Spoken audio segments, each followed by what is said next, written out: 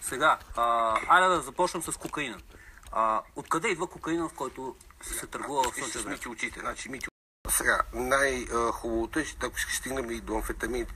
Айде първо в амфетамините, че са ми по-лесни. Основните количества амфетамини в момента се произвеждат, знаеш, в цената на рецептата е над 150 хиляди евро. Готвачите са местни, най-добрите са от Сливен. Дори сме подобрили и холандското пико. Как хванали Геребор за миналата година кокаин, спомни си, 50 грама. 49 грама. Да, горе-долу, колкото грама... в тази дискотека Плаза, дето никой не шмъркат за 3 часа. Отговорници. Аз ако държа дискотека, дилърите ги познавам в смисъл такива тези, които са сантози и с шапка, примерно някаква спортна фирма, която и да е тя. Това са правилните дилъри.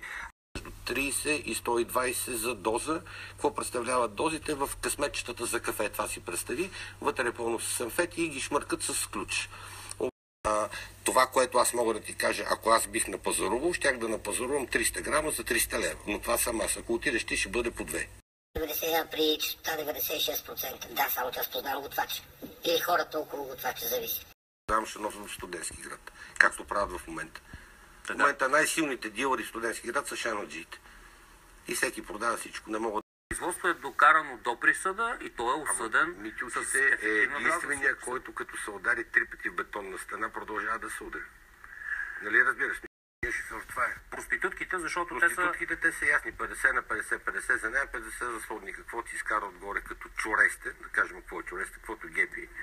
Казва, да откраднеш луксозна лимузина по района, също си плащаш. Аз не мога да отида да открадна, дори да имам желание. Това е доста... Не ме интересува. Интересува да арестува това, което правим амфетамини на хапчета. Оставам ви на партито на пижамите, както сте забавляли днес цял ден с вашето облекло. Продължаваме нататък.